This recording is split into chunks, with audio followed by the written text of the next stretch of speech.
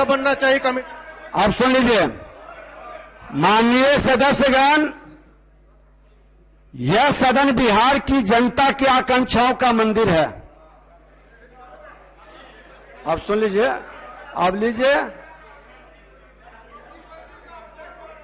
जनता की आकांक्षाओं तक पूरी होगी जब हम मर्यादा की सीमा में रहेंगे। और हमारे संविधान निर्माताओं ने दूरगामी सोच रखी थी और विधायिका, कार्यपालिका, न्यायपालिका को अलग अलग स्वतंत्र अस्तित्व वाला बनाया था। तीनों की अपनी अपनी सीमाएं हैं, मर्यादा है। साथ ही ऐसी व्यवस्था की थी कि तीनों एक दूसरे की पूरक हो। फिर भी देश में लोकतंत्र को ध्यान में रखते हुए संविधान निर्माताओं ने विधायिका को श्रेष्ठता प्रदान की और इसे कानून बनाने वाली संस्था के रूप में निर्मित किया। साथ ही सीधे निर्वाचन से आने वाले लोगों को, चूंकि वे जनता से सीधे जुड़े और उनके प्रतिनिधित्व होते हैं, इसलिए उन्हें विभिन्न प्रकार से संरक्षण भी दिया। फिर भी कुछ ऐसी घटनाएं घट जाती है जो विधायिका की मर्यादा पर प्रश्न चिन्ह लगा देती है। हम अपनी मर्यादा समझें, दूसरे लोगों की जो मर्यादा है उसको भी समझें।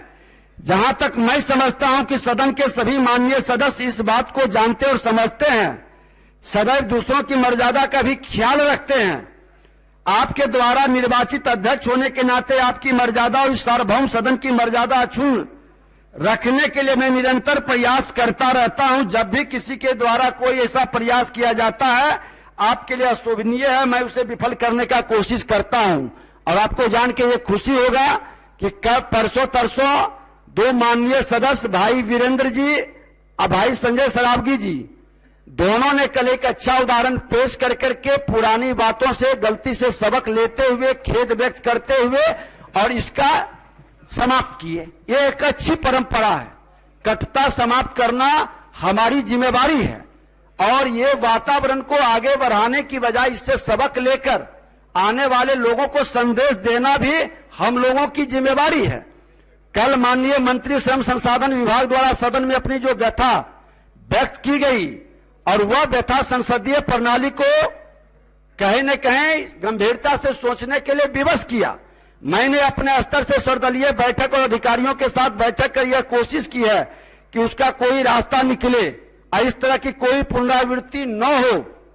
फिर भी मैं यह मानता हूं कि संसदीय कार्य में व्यवधान है और माननीय मंत्री के वक्तव्य के आधार पर आपस में कोई माननीय सदस्य या माननीय मंत्री स्वयं यदि विशेषाधिकार हनन की सूचना देते हैं तो फिर विशेषाधिकार समिति विचार करेगी और सम्यक निर्णय लेने इस सदन को सूचित करेगी। लेकिन फिर भी बता दें कि विधायकों के संरक्षक अध्यक्ष हैं और माननीय मंत्री ने जो विषय लाया इसको हमने फुटेज निकलवाया। फुटेज को हमने देखा। 11:04 में माननीय मुख्यमंत्री जी का कारकेट यहां से निकला।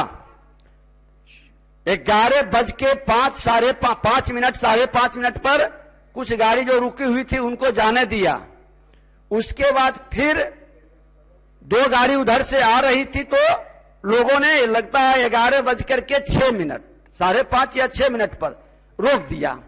सिपाही खड़ी थे, गाड़ी आ रही है तो उधर से भी गाड़ी, इधर से भी गाड़ी, तो रोका। देखिए, समय कुछ चीज को हम लोगों को गंभीरता से भी समझना चाहिए, देखना चाहिए। और माननीय मंत्री जी भी उस फुटेज को देखे हैं। माननीय मंत्री जी को लग रहा था कि कुछ गाड़ी निकली और मेरी गाड़ी रोक दी गई। स्वाभाविक है, जो फुटेज में आया वो स्वाभाविक देखने में लगा। हम आप भी रहते तो लगता कि 5 गाड़ी निकलने दिया, मेरा गाड़ी क्यों रोक दिया। लेकिन मात्र ये 1.5-2 मिनट के अंदर सारी व्यवस्था, सारा संवाद ये चला है। ऐसे माननीय मंत्री जी भी अगर जो 2 शब्द कहना चाहें साफ तौर पर, देखिए हमेशा कोई विषय को, संवादहीनता को मतलब जानकारी के अभाव में आज वीरेंद्र जी और संजय सरावगी जी दोनों ने अपनी बात को रख के जो सदन में उदाहरण पेश की, एक अच्छी बात है। माननीय मंत्री जी को जो फील हुआ और जब हमने उस फुटेज को देखा तो उस सच्चाई को रखना चाहिए और देखना चाहिए। उससे पदाधिकारी गलत करेंगे, बख्शेंगे नहीं, कार्रवाई होगी उस पर। आप सुन लीजिए माननीय मंत्री जी, आप सुन लीजिए। आप गंभीरता से सुनिए। माननीय अध्यक्ष महोदय, मैं आसन को धन्यवाद देता हूं कि विधायिका का जिस प्रकार कल अपमान हुआ उस मामले में आसन ने संज्ञान लिया। मैं इसके लिए आसन को सभी पूरे सदन की तरफ से मैं धन्यवाद देना चाहता हूं। और जिस प्रकार आपने सभी साथियों को यहां मैं धन्यवाद देता हूं। ये मामला विधायिका का है, ये न सरकार का था न किसी मंत्री का था। इस नाते आपने इसमें संज्ञान लिया। मैं बार बार कह रहा हूं, मैं आपको धन्यवाद देता हूं।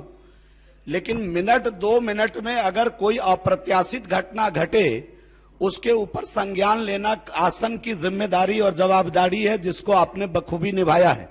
मेरी आपत्ति इस बात पर थी कि मुख्यमंत्री जी का कारकेड जाने के बाद 11-12 गाड़ी को जाने दिया और मेरी गाड़ी को रोक दी गई। और एक बार नहीं रोका गया, एक बार जब रोका गया तो मैं रुक गया।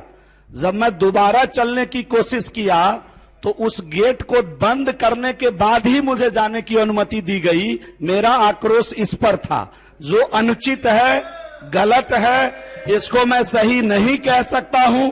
लेकिन मैं धन्यवाद देता हूं कि यहां के जो वर्तमान डीएम है और एसपी है, एक काबिल सदस्य ने इस प्रश्न को रखा भी था कि उन्होंने मुझसे समय मांगा था और रात के 9:30 बजे वो मिलने आए।